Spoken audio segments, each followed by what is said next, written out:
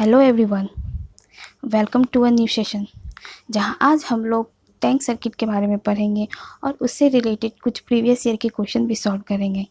I hope आपने last time के video को अच्छे से देखा होगा और उससे रिलेटेड कुछ क्वेश्चन भी प्रैक्टिस किए होंगे। अगर आपको कोई भी डाउट आए तो कमेंट बॉक्स में प्लीज़ कमेंट करें। I will try my best कि मैं आपके क्वेश्चन और डाउट को क्लियर कर सकूं। ओके, तो अब हम लोग मूव करते हैं टैंक सर्किट होता क्या है। तो टैंक सर्किट हमारा पैरेलल कॉम्बिनेशन ऑफ इंडक्टर और कैपेसिटर होता है, ठीक है। और इसमें भी रेजोनेंस का कंडीशन आता है, ठीक। तो रेजोनेंस का कंडीशन मैंने प्रीवियस वाले वीडियो में बताया हुआ कि रेजोनेंस क्या होता है, जब हमारा इंडक्टेंस और कैपेसिटेंस का वैल्यू इक्वल हो जाता है तो उस सर्किट में हमारा क्या आता है, रेजोनेंस आता है, ठीक है। तो टैंक सर्किट में भी रेजोनेंस का कंडीशन क्या है, सेम है। जब एक्सएल इक्वल टू एक्सी होगा तो क्या होगा, हमारा रेजोनेंस का कंडीशन होगा, ठीक है।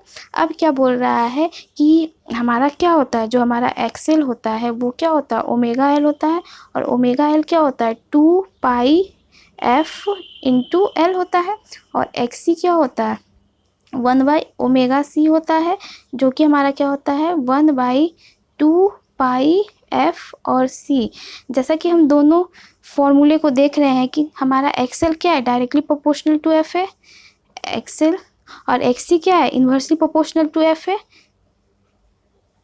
XL, directly proportional to F, और XC inversely proportional to F, ठीक है। तो अब क्या बोल रहा है कि अगर हम फ्रीक्वेंसी इंक्रीज करेगा तो हमारा एक्सएल भी इंक्रीज करेगा, इंडक्टिव रिएक्टेंस भी इंक्रीज करेगा। लेकिन इस केस में क्या होगा, अगर फ्रीक्वेंसी इंक्रीज करेगा तो हमारा कैपेसिटिव रिएक्टेंस क्या होगा, डिक्रीज होगा, ठीक है।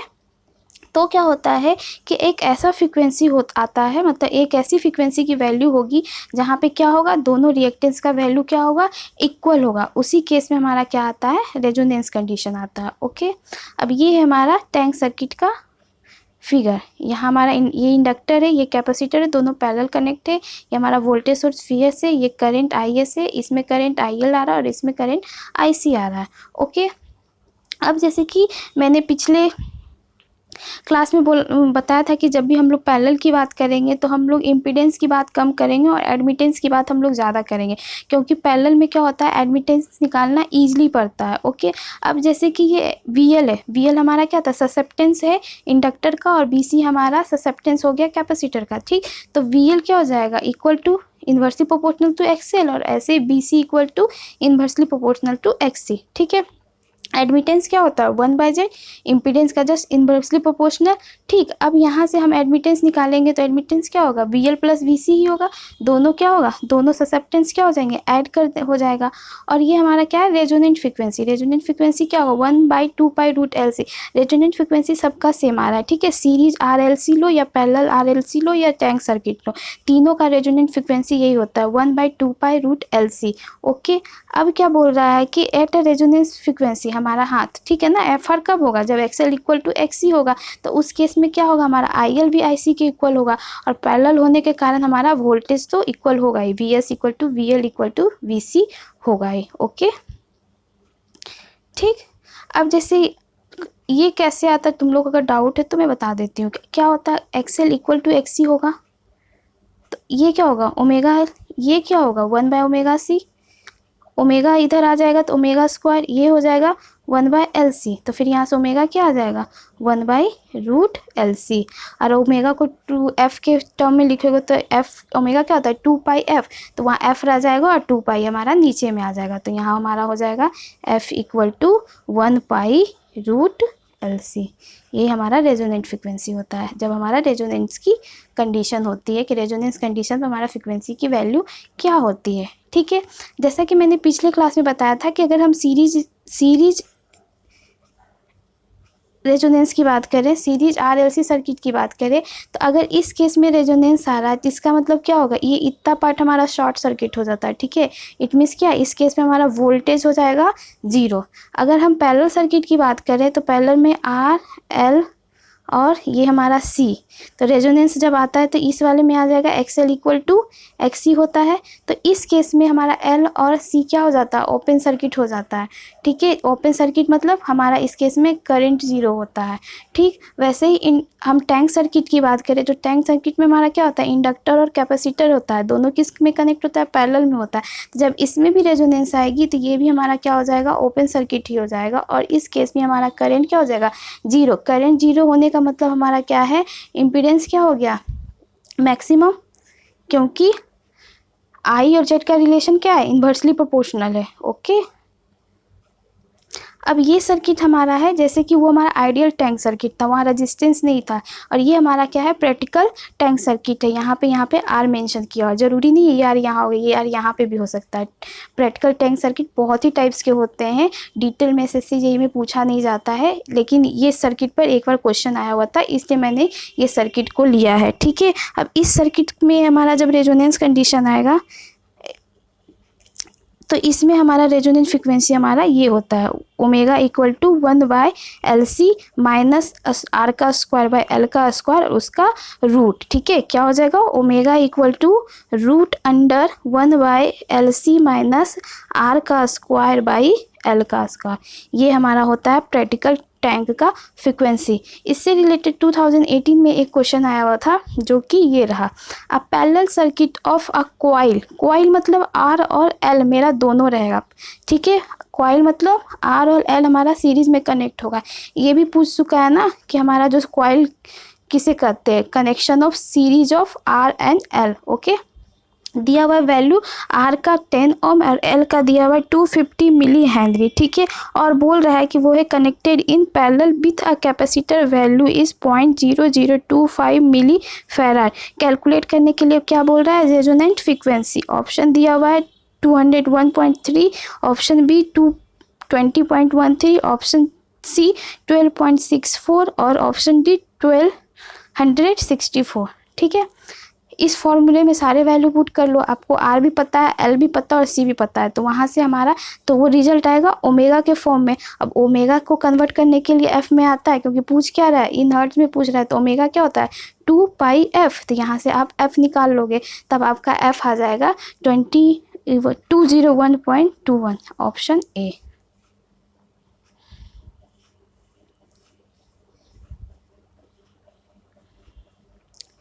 Question number 2. In a parallel LC circuit, what will be the value of current in ampere at resonance? अभी जस्ट मैं बताई थी कि पैरेलल LC सर्किट में कंडीशन क्या होता है रेजोनेंस का, XL इक्वल टू XC। उस केस में ये क्या होता है, ओपन सर्किट होता है। ओपन सर्किट होने का मतलब हमारा करंट क्या होगा, 0। तो हमारा ऑप्शन क्या आ जाएगा, ए। ठीक है, अब एक बार 2018 का क्वेश्चन है, लेकिन 2018 की एग्ज़ाम बहुत सारे शिफ्ट में हुए थे, तो एक शिफ्ट में दिया हुआ था कि आपको ZL और ZC का वैल्यू मेंशन किया हुआ था। ठीक है, तो आपको निकालना था Z का वैल्यू क्या होगा। तो जब आप इसको सॉल्व करोगे तो वहाँ से Z हमारा क्या आ जाता है, इन्फानाइट। तो ऑप्शन में इन्फानाइट मेंशन किया हुआ था, तो उसमें हमारा इन्फानाइट सही आंसर आ जाता है। ठीक है, ओके, ये वही चीज़ है, at a resonance capacitive and inductive reactance equal to each other, the total impedance increase to infinity. ठीक है, जो कि यहाँ से हमारा आ चुका है इन्फानाइट। इट मीन्स कि उस समय करंट हमारा क्या होगा, सर्किट में नहीं होगा। ओके, ये दोनों क्वेश्चन आया हुआ, ये भी 2018 का क्वेश्चन है और ये भी हमारा क्या है, 2018 का ही क्वेश्चन है।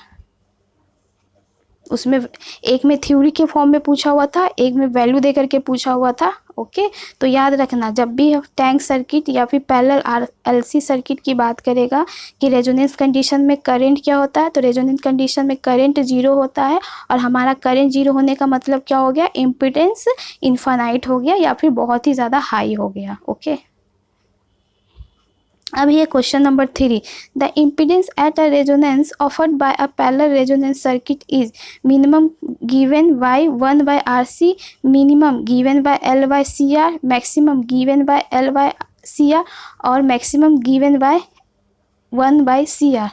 ओके। यहाँ जैसे कि मैंने बताया हुआ था कि पैरेलल सर्किट में हमारा क्या होता है, इम्पीडेंस क्या होता है, मैक्सिमम होता है, और हमारा सीरीज सर्किट में इम्पीडेंस हमारा क्या होता है, मिनिमम होता है। डायग्राम याद करो, ऐसा वाला डायग्राम आया था सीरीज में और ऐसा वाला कुछ डायग्राम आया था पैरेलल में। तो यहाँ मैक्सिमम रेजोनेंट पे क्या होता है, मैक्सिमम होता है। पता तो चल गया मैक्सिमम होगा, लेकिन वो वैल्यू क्या होगा, ठीक है। ये 2019 का क्वेश्चन है। और इसी जेड को हमारे क्या बोलते हैं हम लोग, डायनेमिक इम्पीडेंस भी बोलते हैं, और जिसका वैल्यू होता है L/RC। वैल्यू को याद रखें। अभी तो ये फॉर्मूला के फॉर्म में पूछा, हो सकता है कभी इसमें वैल्यू दे करके आपको RLC का वैल्यू दे करके भी वो पूछ सकता है, ठीक है। तो इसका ऑप्शन क्या हो जाएगा, इसका ऑप्शन हो जाएगा हमारा C। Question number 4, what is the bandwidth in series RLC circuit having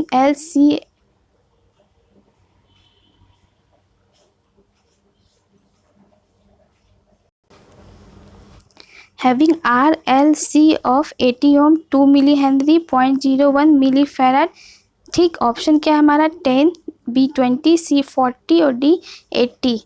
ये 2018 के ही क्वेश्चन है, ठीक है। तो मैंने पिछले क्लास में बताया था हमारा बैंडविड्थ क्या होता है, सीरीज RLC में हमारा बैंडविड्थ R/L होता है। R और L की वैल्यू पुट करोगे तो यहाँ से तो आपको आ जाएगा 40 किलोहर्ट्ज, ओके। हमारा ऑप्शन क्या हो जाएगा इसका, C, ठीक।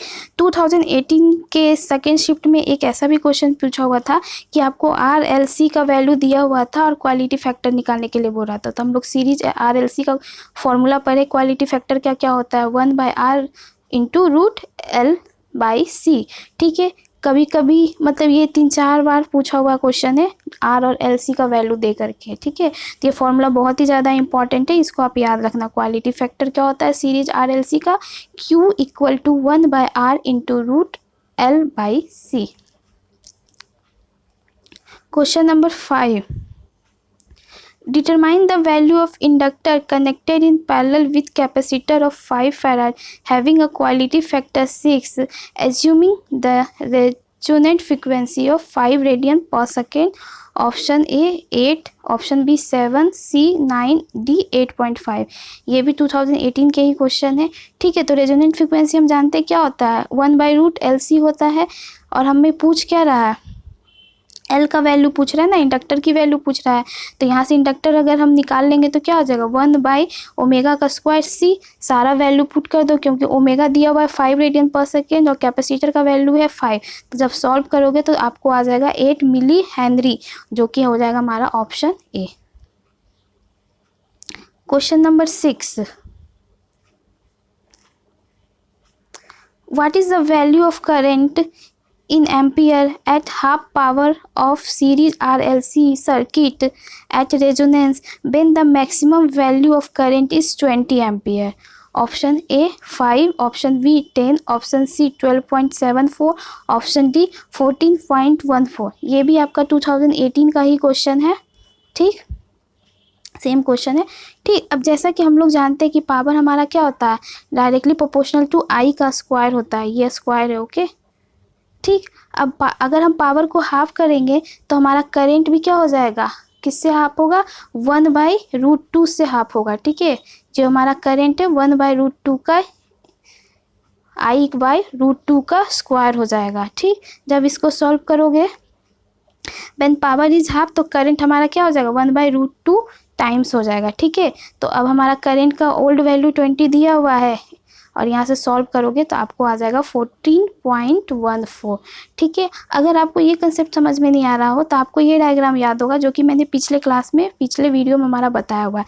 क्या बोल रहा है, हाफ पावर। हाफ पावर आपका आता किस पे है, हाफ पावर हमारा लोअर फ्रिक्वेंसी और अपर फ्रिक्वेंसी पे ही आता है। तो इस फ्रिक्वेंसी पे हमारा करेंट कितना है, 0.707 I max, ठीक है। ये 0.707 क्या है हमारा, यही तो है √2 IM/√2। और क्वेश्चन में हमारा क्या दिया हुआ है, IM ही दिया हुआ है ना, मैक्सिमम वैल्यू दिया हुआ है। तो 20/√2 क्या आ जाएगा, 14.15 आ जाएगा। तो आप इसको यहाँ से भी समझ सकते हो, okay. Question number 8, calculate the value of resonant frequency of tank circuit having capacitor और inductor 0.01 milli farad and 0.01 milli henry. दोनों का वैल्यू 0.01 ही दिया हुआ है और दोनों मिली में ही है, ठीक है। तो तो अभी मैंने बताया कि रेजोनेंट फ्रिक्वेंसी का फॉर्मूला क्या होता है, 1/2π√LC। वैल्यू पुट करो यहाँ पे, आपको आ जाएगा 15.91, ऑप्शन सी, किलो हर्ट्ज में। ठीक है, ये क्वेश्चन बहुत बार पूछा हुआ है, कभी 0.01 दे के पूछा हुआ है, कभी 0.04 दे के पूछा हुआ है, कभी 0.06 दे करके पूछा हुआ है, लेकिन फॉर्मूला हमारा यही यूज होगा, ऐसे ही बनेगा। ओके, होप आपको ये वीडियो पसंद आए। Thank you.